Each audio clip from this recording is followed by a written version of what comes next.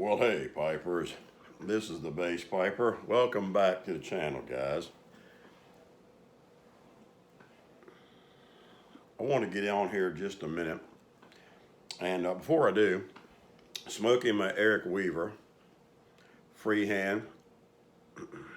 In it, I have some Tobacco the Chocolate from the Country Squire. And good stuff if you like a chocolate blend. And good aromatic, nice chocolate taste to it. Just an overall good room note of chocolate, if you like chocolate.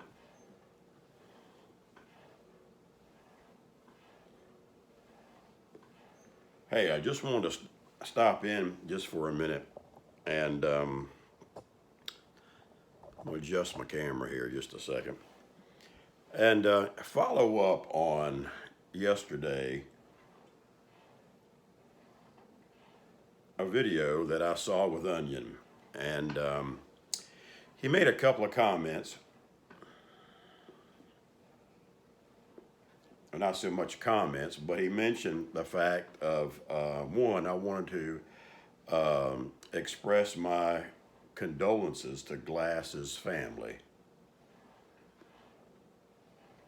I understand that he lost his father-in-law, and I just want to let you know, Glass, we're praying for you, buddy, and your family. And sorry to hear about your loss. The other thing that he mentioned was more of a surprise, but also I was glad to hear that Jerry, the Colorado pipe smoker,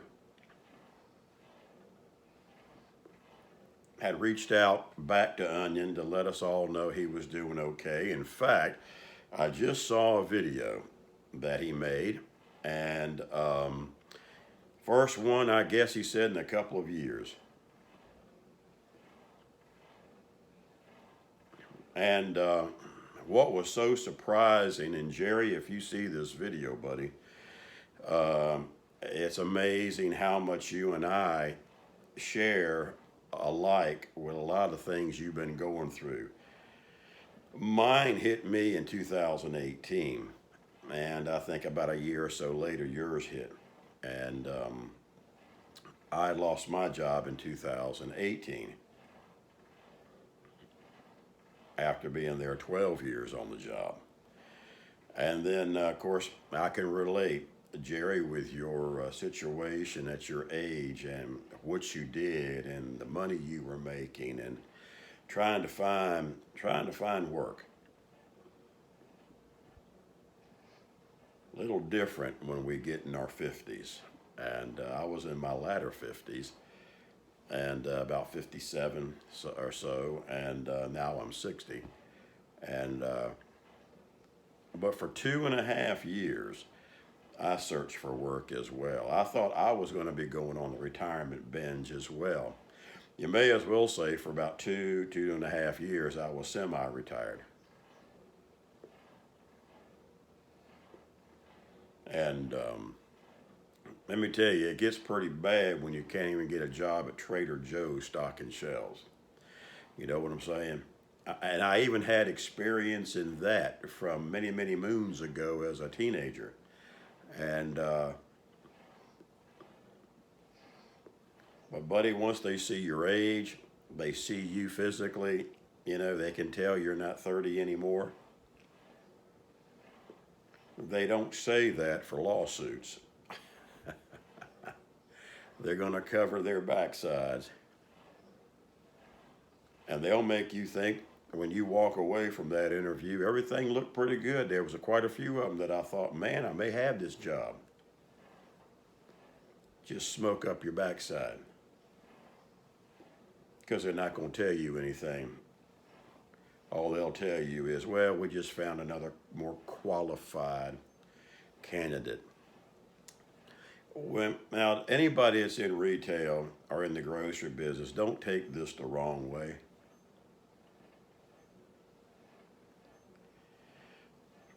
But how much qualified do you need to open up boxes and put canned goods or frozen food goods or bagged goods on a shelf and help customers find something on a shelf?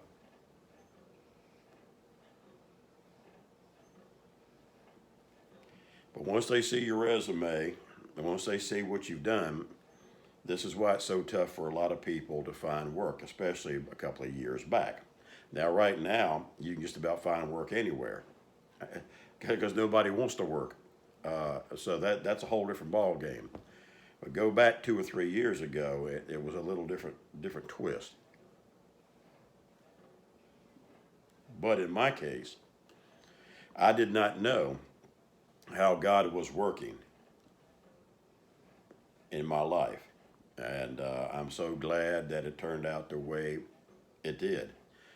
I was working at a part-time, and finally landed a part-time job at a True Value here in town. And while working in there, a couple of men from the church that I am now with came in, and they had remembered that I had done several years back a revival at their church when I was with the quartet. And hold on, guys, got to get my tamper.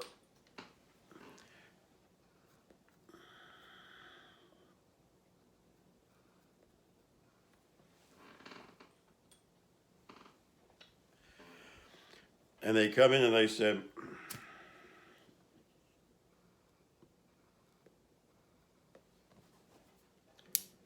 "Hey, Wade, would you be interested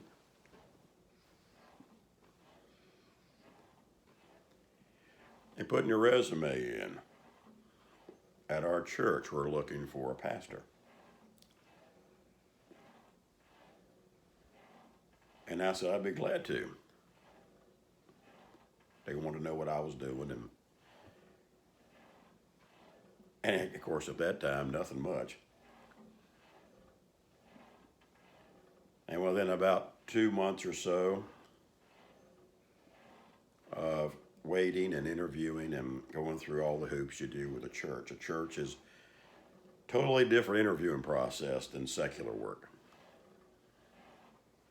You don't just throw your resume out there on monster.com and look for a pastor's position. Now, there might be a few churches that are doing that these days. Everything's going so modern, but for the most part, no, that don't happen.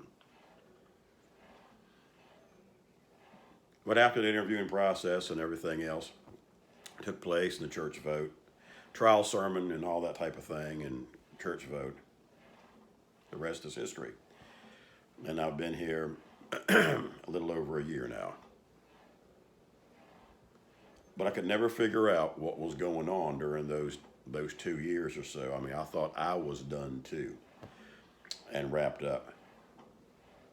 And of course, what I did for 12 years was a specialty field.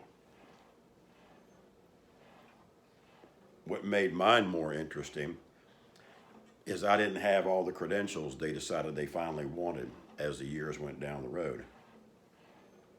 So as I told you in a previous video that I'd put out, I was the guy that could do the work with my eyes closed. Now I didn't have all the paperwork and credentials.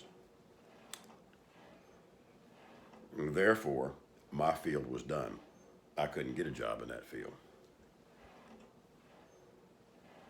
because of government bureaucracy. So, but little did I know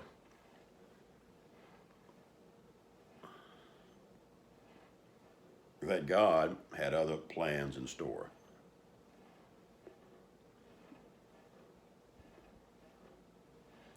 So Jerry, just hang on, buddy. You never know. You might be coming out of retirement one day. But I know if you're enjoying it, man, hang in there. If you guys can make it and do it and pull it off financially, hang in there and do what you love to do, brother. Because even though I'm back working, I'm doing what I love to do, and that's pastor and minister and preach the Word of God. And my father-in-law told me while he was living, in fact, he told all of us guys, son-in-laws, make sure you're called to this work. Because if you're not, you're going to wish you were doing anything else but this. And there's a lot of truth to that. So it's definitely a calling. But anyway, I just want to get on here for a few minutes, guys, and just say, man, it's so good to see Jerry back. And if you haven't seen his video, look him up and welcome him back aboard with the YTPC since he's been gone for about 2 years. But I know life gets in the way, and it did with me as well. And well, basically, I'm still dealing with my mom and dad. Of course, we now have got him in a nursing home. But those of y'all that's ever dealt with that with your mom and dad know that brings up other issues. So at least we know they're somewhat safe and can be taken care of in their latter years. And but anyway, I'm going to cut this short. Enjoy this Eric Weaver. Man, I like this thing. Eric, you did a good job, buddy. We'll come back and see you. And love the styling of this pipe. And of course, you know, I'm a freehand nut anyway. I like the freehands. I like the plateaus. I like the rustic look.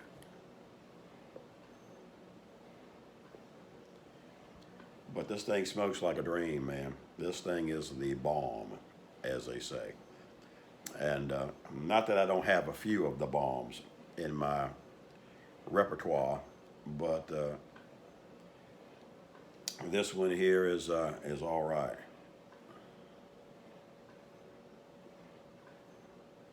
But Jerry, good to have you back, buddy. And old Smoke Swag, Glass, sorry to hear about your loss, my friend. We're definitely praying for you. And Bass Piper will be praying for you and your family, man. I know it's tough.